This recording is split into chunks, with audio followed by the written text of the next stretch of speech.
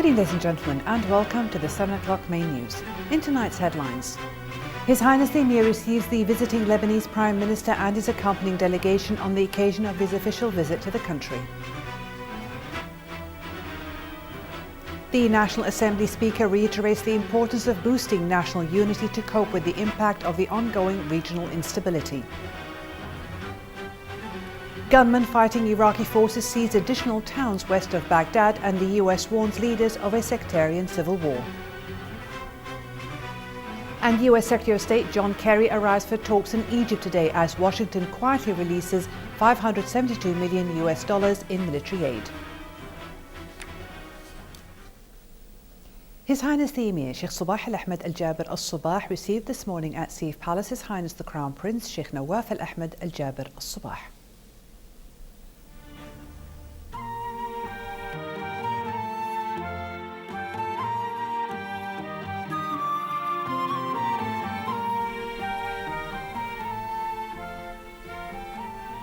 His Highness the Emir then received the National Assembly Speaker Marzouk Ali Al Ghanem.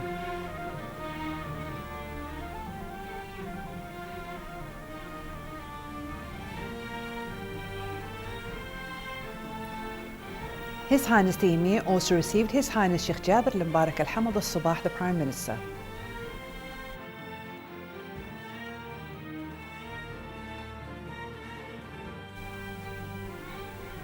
Finally, His Highness the Emir received the First Deputy Premier and Foreign Minister Sheikh Sabah Al Khalid Al Hamad Al Sabah.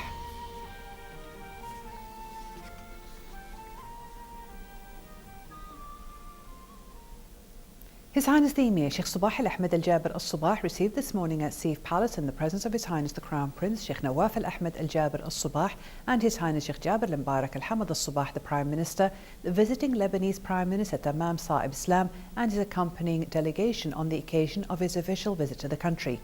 They discussed bilateral ties, issues of common concern and the latest regional and international developments. The meeting was attended by the First Deputy Premier and Foreign Minister Sheikh Sabah Al Khalid Al Hamad Al Sabah, the Deputy Minister of Emir Diwan Affairs Sheikh Ali Jarrah Al Sabah, the Head of the accompanying Mission of Honour and Advisor at His Highness the Premier's Diwan Sheikh Dr. Salim Jaber Al Ahmed Al Sabah.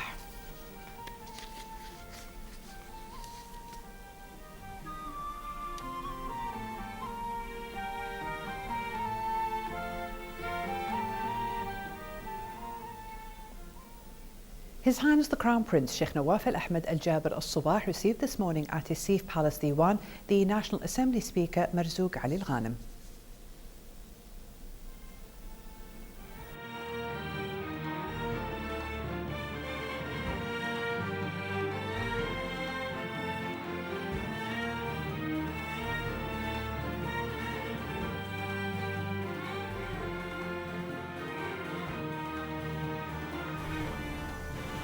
His Highness the Crown Prince then received His Highness Sheikh Jaber Al Mbarak Al Hamad Al Sabah, the Prime Minister.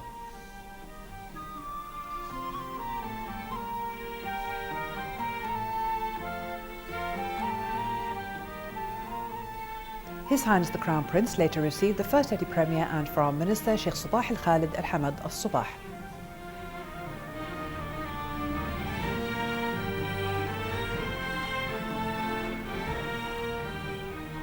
His Highness the Crown Prince also received the Deputy Premier, Minister of Interior and Acting Minister of Awqaf and Islamic Affairs Sheikh Mohammed Al Khalid Al Hamad Al Sabah.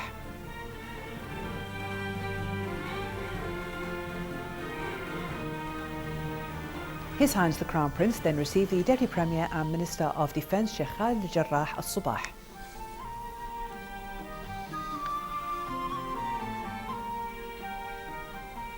Finally, His Highness the Crown Prince received the Minister of Information and Minister of State for Youth Affairs Sheikh Salman Sabah Al Salim Al Hamud Al Sabah.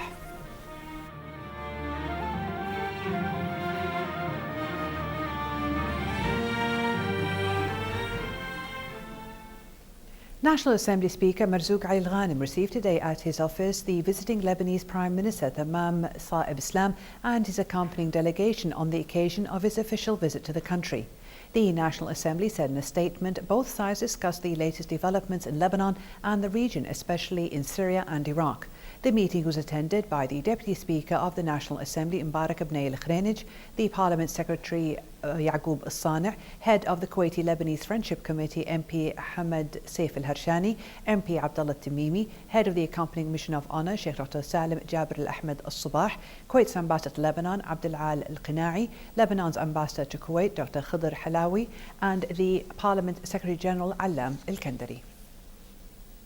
The National Assembly Speaker Marzouk Ali al-Ghanem reiterated the importance of boosting national unity and cohesion to cope with the impact of the ongoing regional instability.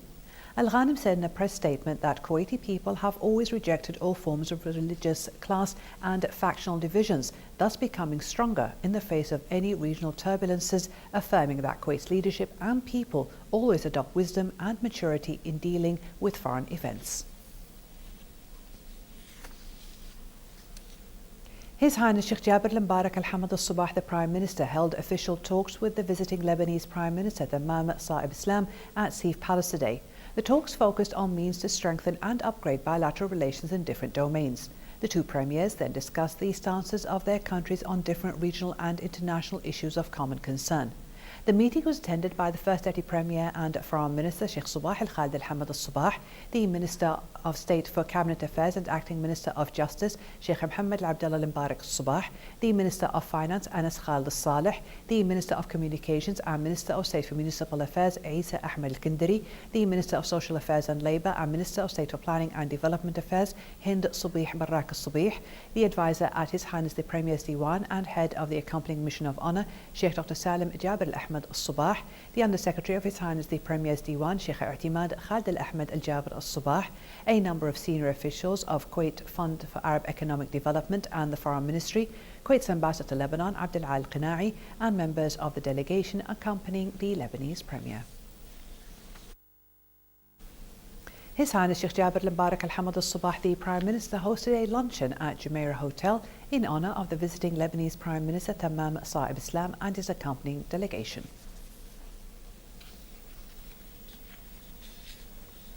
The Lebanese Prime Minister Tamam Saib Islam and his accompanying delegation arrived in Kuwait today on a one-day official visit that came at the invitation of His Highness Sheikh Jabir Mbarak Al-Hamad Al-Subah, the Prime Minister.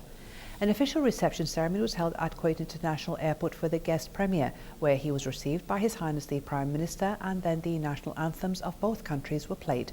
Afterwards, the Lebanese Premier shook hands with the First Deputy Premier and Foreign Minister, Sheikh Subah Al-Khalid Al-Hamad Al-Subah, the Deputy Premier, Minister of Interior and Acting Minister of Awqaf and Islamic Affairs, Sheikh Mohammed Al-Khalid Al-Hamad Al-Subah, the Deputy Premier and Minister of Defence, Sheikh Khalid Al-Jarrah Al-Subah, the Head of the Accompanying Mission of Honour and Advisor at His Highness the Prime Minister's Diwan, Sheikh Dr. Salim Jabir Al-Ahmed Al-Subah, Sheikhs, Ministers, Governors, Advisors at His Highness the Prime Minister's Diwan, the Deputy Dean of the Diplomatic Corps and Ambassador of Somalia to Kuwait, and top commanders of the Army, Police and National Guard, as well as senior state officials.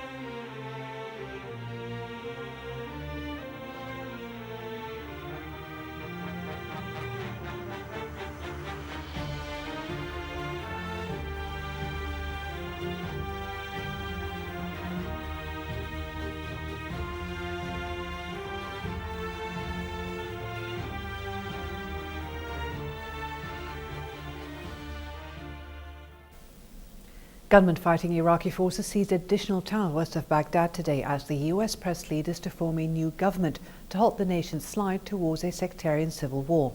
The deputy chief of the provincial council in Anbar told reporters that militants seized the towns of Ana and Rawa in the western Anbar province, in addition to Rutba city, about 145 kilometers east of the Jordanian border. After the flaring of the crisis in Iraq with the capture of Mosul this month by militants and their engagement with Iraqi forces in towns just north of Baghdad, the US, which withdrew its forces from Iraq 3 years ago, has put the responsibility on leaders, including Prime Minister Nouri al-Maliki, to form a more inclusive government as US President Barack Obama weighs military options to help stop the militants. The pace of US diplomacy will intensify with Secretary of State John Kerry in the region today.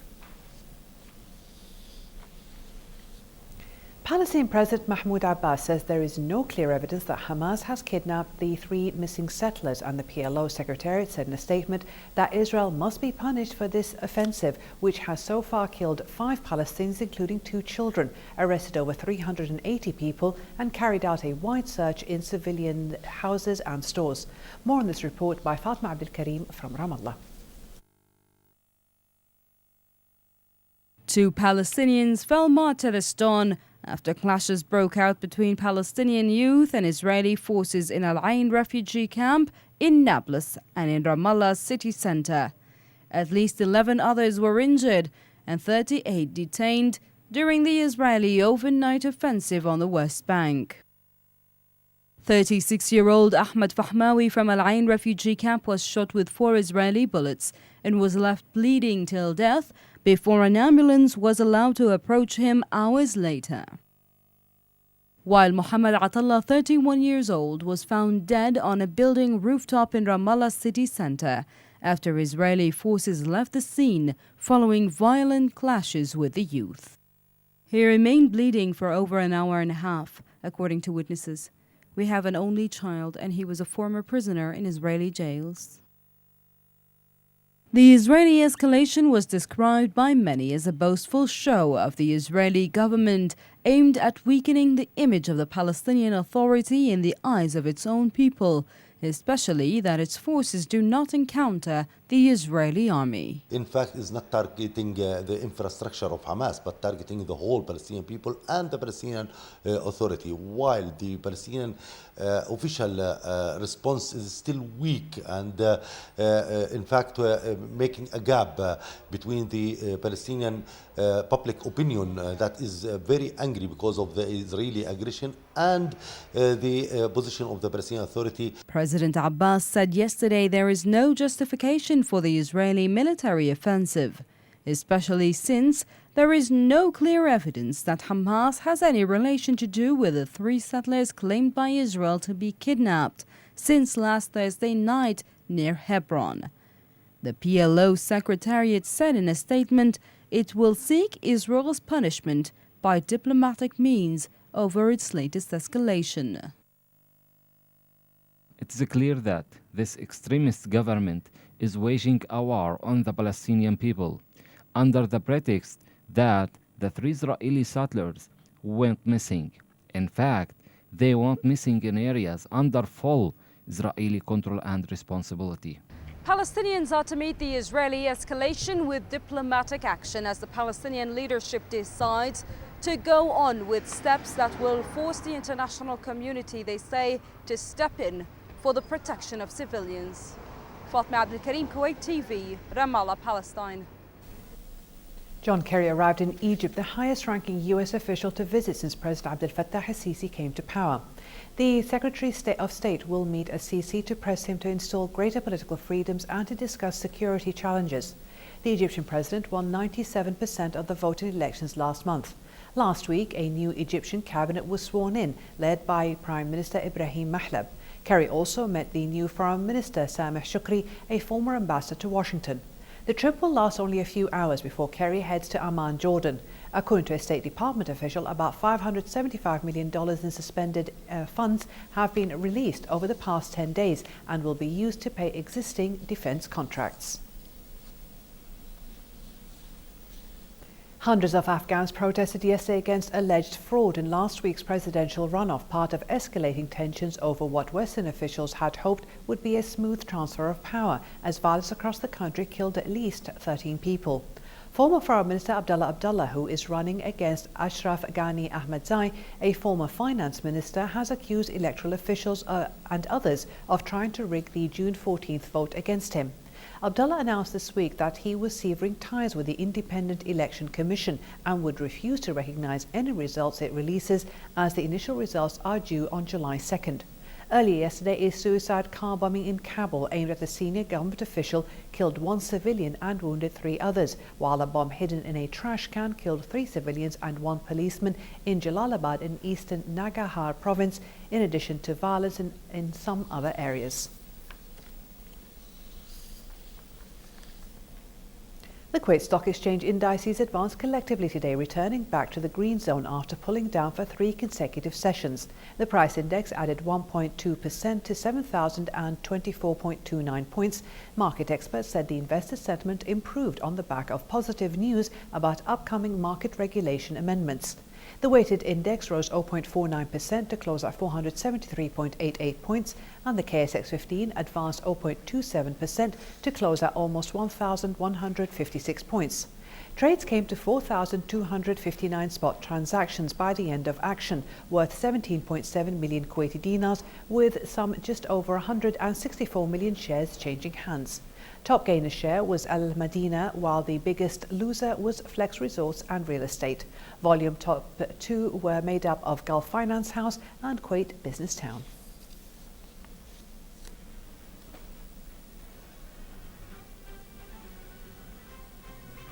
For a chance to see our reports again, please visit our YouTube channel at MOI Kuwait News. And to recap tonight's news, here are the headlines once again. His Highness the Emir receives the visiting Lebanese Prime Minister and his accompanying delegation on the occasion of his official visit to the country. The National Assembly Speaker reiterates the importance of boosting national unity to cope with the impact of the ongoing regional instability. Gunmen fighting Iraqi forces seize additional towns west of Baghdad as the US warns leaders of a sectarian civil war. And US Secretary of State John Kerry arrives for talks in Egypt today as Washington quietly releases $572 million in military aid. Thank you for joining us.